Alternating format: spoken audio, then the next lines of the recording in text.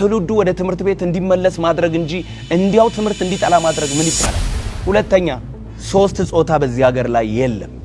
የዘንድሮ ቲክቶክ ክሬቲቭ አዋርድ እጅግ አነጋጋሪና ከዚህ ቀደም ታይቶ የማይታወቅ አስደንጋጭ ጉዳዮችን ይዞ ብቅ ያለ ፕሮግራም ሆኗል። የዓመቱን ምርጥ ቲክቶከር ጨምሮ በተለያዩ ዘርፎች እጩ ለሆኑ ተሸላሚዎች የሽልማት መስጠት ዓላማን አንግቦ የተሰናዳው ፕሮግራም ከፍተኛ ቁጣን አስነስቷል። በተለይም በፕሮግራሙ ላይ ከባህልና እምነት ያፈነገጡ ከማህበረሰባዊ እሴት የወጡ አለባበሶችን ለብሰው በተገኙ ሰዎች ላይ ከፍተኛ ተቃውሞ እየተነሳ ይገኛል። ትውልድን ሰልቅጦ ለመዋጥ የተሰናዳው ሰይጣናዊ አሰራር በቤታችን ገብቷል። እጅግ በሚያስደነግጥ መልኩ ለእርቃን የቀረበ ልብስን ለብሳ የተገኘችው ሴት ጉዳይ ከፍተኛ መነጋገሪያ ሲሆን ክርስቶስ በምድር እያለ ብዙ ተቃዋሚዎች ነበሩት። የተቃዋሚዎቹ መብዛት የእርሱን ልክነት እንዳልሸፈኑት በአለባበሳ የተነሳው ተቃውሞ የእኔን ትክክለኛነት አያጠፋውም ስትል ለስህተቷ ክርስቶስን ጠቅሳ መከራከሯ ህዝቡን በእጅጉ አሳዝኖታል። በዚህ ጉዳይ የትውልድ መጥፋት ያሳስበኛል፣ ጉዳዩም ልዩ ትኩረት ሊሰጠው ይገባል ያለው ነብይ ሱራፌል ዝምታውን ሰብሯል። ይህ የእርቃን ድግስ ከጀርባው ሌላ ዓላማ ያለውና ትውልድን የሚያጠፋ ተግባር ነው ሲልም እውነታውን አጋልጧል። ከዚች ሃይማኖት የለኝም፣ የፈለኩትን መልበስ መብቴ ነው፣ ጥፋትም ስላልሰራው ይቅርታ አልጠይቅም ስትል የተደመጠችው ሴት ተግባርም በህግ የሚያስቀጣ ተግባር መሆኑም ተሰምቷል። በእለቱ አነጋጋሪ ሆነው ብቅ ካሉት መካከልም የሴት አለባበስ ለብሷል የተባለው ቲክቶከርም ያልተጠበቀ ተግባር መፈጸሙ ተሰምቷል። ለመሆኑ በእለቱ የተለበሱ አልባሳት ለምን አስደንጋጭ ሆኑ? ከጀርባቸው ያዘሉት ድብቅ ዓላማስ ምንድነው? ነብይ ሱራፌል ያጋለጠው ድብቅ እውነታና ያስተላለፈው ያልተጠበቀ መልእክትስ ምን ይላል? ህዝቡን ያስቆጣው አልባሳትን አድርገው የተገኙ ሰዎች በህግ የሚጣልባቸው ቅጣትስ ምንድነው? ሁሉንም በዝርዝር እንነግራችኋለን። ሰላም ጤና ይስጥልን ውድ የአማርያ ቲዩብ ቤተሰቦች እንደምን ቆይታችኋል? በዛሬው መሰናዶ ነብይ ሱራፌልን ስላስቆጣው ህዝቡንም ስላስደነገጠው ተግባር የተሰሙ አዲስ መረጃዎችን ወደ እናንተ እናደርሳለን። ቻናሉን ሰብስክራይብ በማድረግ ቤተሰብ እየሆናችሁ ቪዲዮን ላይክ እና ሼር በማድረግ አብራችሁን ቆዩ። ከፍተኛ ፉክክር ሲደረግበት የነበሩ የሽልማት ዘርፎችን የያዘው የቲክቶክ ክሬቲቭ አዋርድ የሽልማት ፕሮግራም እጅግ አስደንጋጭ ትዕይንቶችን የታዩበት ሆኖ አልፏል። በእለቱ በሚሊዮን የሚቆጠሩ ሰዎች በቀጥታ የተከታተሉት የነበረው ዝግጅት ላይ ይዘት ፈጣሪዎች ለብሰዋቸው የተገኙት አልባሳቶች ሲያነጋግሩ ከፍተኛ ቁጣንም ሲፈጥሩም ታይቷል። ከባህልና እምነት የወጡና በዘመናዊነት ስም ክፉ የሆኑ የሰይጣን ዓላማዎችን የሚያስፈጽሙ አልባሳትን ለብሰው የተገኙ ሰዎችም እየተተቹ ይገኛል። ለእርቃን የቀረበ ልብስ ለብሳ የተገኘችው ሴትም በብዙ መልኩ ስትተችና መነጋገሪያ ስትሆን ብትቆይም ትክክለኛ ድርጊት እንደፈጸመች መናገሯ ደግሞ ህዝቡን ይበልጥ አስቆጥቶታል። ብዙ ታዳጊ ልጆች የሚመለከቷት ይህች ልጅ ስለ አለባበሷ ስትጠየቅም በጣም ተጨንቃና በራሷ መንገድ ለየት ብላ ለመገኘት ብዙ ብሮችን አውጥታ የለበሰችው ልብስ እንደሆነ ተናግራለች። በአለባበሷ ተቃውሞ መነሳቱ ምንም እንደማይፈጥርባት በመግለጽም ክርስቶስ በምድር በነበረ ጊዜ ተቃዋሚዎች ነበሩት፣ ነገር ግን የክርስቶስን እውነተኛነት አልሸፈኑትም ስትል ለተግባሯ ትክክለኛነት ክርስቶስን ጠቅሳ ተከራክራለች። ምንም አይነት ስህተት ስላልሰራው ህዝቡ ተቆጣ ብዬ ይቅርታ የምጠይቅበት ነገር አይኖርም በማለትም ተናግራለች።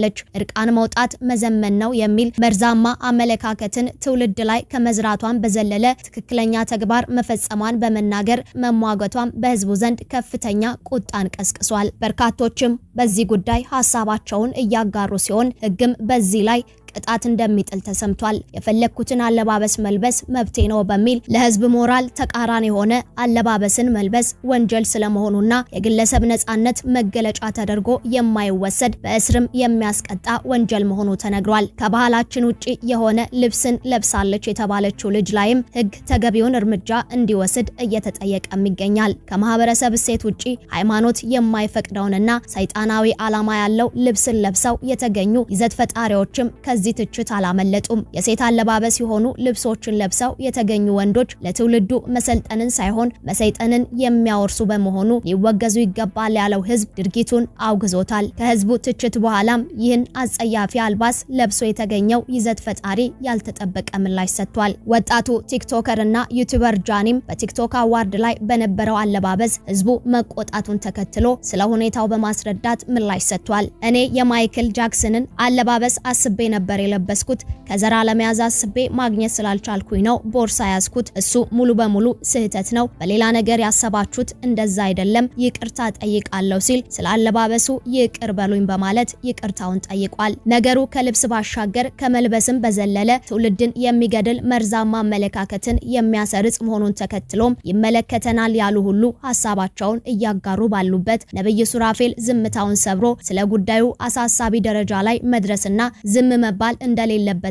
የሚገልጽ መልእክቱን አጋርቷል። አሁን በማህበራዊ በይነ መረብ የሆነ ያለው ነገር የትምህርት ሚኒስቴር ዝም ሊለው አይገባም። ምክንያቱም በመንግስት ትውልድን ለመገንባት ለሀገር እድገት እየተፈጸመ ካለው ፖሊሲ ጋር የሚጋጩ በርካታ መርዛማ አካሄዶችን እያስተዋልን ስለሆነ በግልጽ በአደባባይ አትማር፣ አትለወጥ፣ ሰግጥ፣ ደድብ፣ ፈምስ እያለ ስንፍናን በማስፋፋት በአንድ ሀገር መንግስትም ሃይማኖት በቤተሰብም ለልጆች ለውጥ የሚለፋውን ልፋት የምንሰራውን ስራ ዋጋ ቢስ የሚያደርግና የሚያበላሽ ስራ እየተሰራ ነው። ይህ ዝም ሊባል አይገባም። ትውልዱ ሀገር ተረካቢ ሳይሆን በተለያዩ ሱሶች አምረው እየደነዘዘ ክሬቲቪቲ የሌለውና ራሱን መክታት ማስተዳደር የማይችል እንዲሆን እየተደረገ ነው። በተለይም በሀገራችን አሁን እየተሸላለሙ ያሉ እርቃንነትን የሚያበረታቱ ወንዶ ነው የሴት ልብስን ቦርሳ ይዘው ሲሸለሙ አይተናል። ነገ ልጆቻችን ይህን ነገር ስኬት መስሏቸው እነርሱን ለመሆን ይጥራሉ።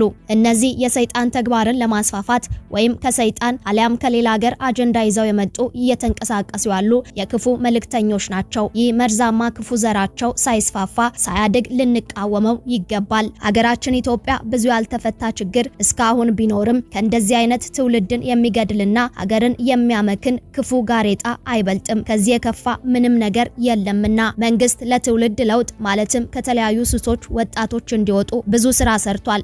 ውጤታማም እየሆነ ነው። ነገር ግን በዚህ ጉዳይ አፋጣኝ እርምጃ ሊወሰድ ይገባል። ይህንን ነገር ግን እኔ እንደ ሃይማኖት መሪ ለትውልድ ግድ እንደሚለው ሰው ኃላፊነቴን በተቃውሞ እወጣለሁ። ይህንን ጉዳይ በማጋራት ለመጪው ለሀገር ተረካቢ ትውልድ ድምጽም እሆናለሁ ሲል ነብይ ሱራፌል ሐሳቡን አጋርቷል። ይህ የቲክቶክ ሽልማት መድረክ የደወለልን ደወል ቢኖር ባህላችን በምን ያህል ፍጥነት እየተቀየረና እየጠፋ እንደሆነ ነው። ወላጆች፣ የሃይማኖት አባቶችና የሚመለከተው አካል ሁሉ ቆም ብሎ ሊያስብበት ይገባል። ዘመናዊ መሆን ይቻላል፣ ነገር ግን ዘመናዊነት መሰረትንና ማንነትን በመጣል ሊሆን አይገባም። ሰሞኑን በአዲስ አበባ የተካሄደው የቲክቶክ ክሬቲቭ ፕሮግራም ላይ ያየነው ነገር የባህል መወረር ብቻ አይደለም፣ ከዛ በላይ የሆነ ጥልቅ መንፈሳዊ አንድምታም አለው። በሬድ ካርፔት ላይ የተመለከትነው እርቃንነትና የምዕራባውያን አምልኮ ከፋሽን አልፎ የዚህ ዘመን ክፋት ምን ያህል እንደገነፈለ ማሳያም ይሆናል። እንደ ክርስቲያን መንፈሳዊ አይናችንን ገልጠን ልናይ የሚገባው እውነት አለ።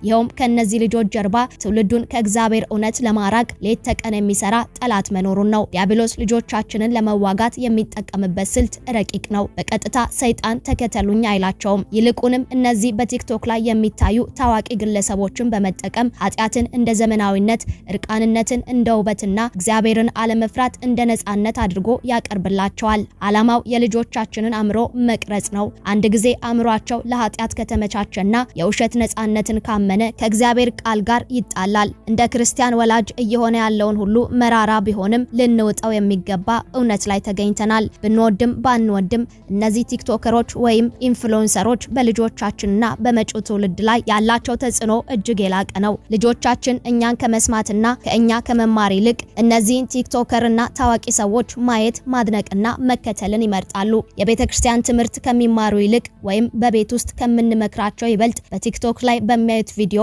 ባህሪያቸው ከምናስበው በላይ ይቀረጻል። ልጆቻችን እነዚህን ሰዎች እንደ ጀግናና ምሳሌ አድርገው ነው የሚመለከቱት። እነርሱ የሚያደርጉት ነገር ሁሉ ትክክልና ዘመናዊነት መስሎ ስለሚታያቸው ሳያውቁት የእነርሱን ማንነት ይላበሳሉ። እኛ ስለ ጨዋነትና ስለ እግዚአብሔር ፍርሃት አንድ ሰዓት ብንሰብክ እነርሱ በ30 ሰከንድ ቪዲዮ የልጆችን ልብ የመስረቅ አቅም አላቸው። ዲያብሎስ ይህንን የሚዲያ ኃይል ተጠቅሞ የልጆቻችንን ማንነት እየቀረጸ ለእግዚአብሔር የማይመች ትውልድ እያዘጋጀ ነው። ዝም ብለን አይናችን እያየ የምንተወው ጉዳይም አይደለም። ጦርነቱ በልጆቻችን አእምሮ ላይ ነው። ስለዚህ ልጆቻችን የልብ መግቢያ በር በሆነው አይናቸው የሚያስገቡትን ነገር በመለየት በስልካቸው ስክሪን የሚመለከቱትን ነገር በመቆጣጠር እንዲሁም በእግዚአብሔር ቃል የታነጹና የዓለም ርኩሰት ማዕበል የማያናውጣቸው ትውልዶች እንዲሆኑ ማስተማር ይገባል እያልን የዛሬውን መሰናዶ አበቃን። አብራችሁን ስለቆያችሁ ከልብ እናመሰግናለን። ዳግም በሌሎች ወቅታዊ መሰናዶች እስክንገናኝ በያላችሁበት ቸር ቆዩልን።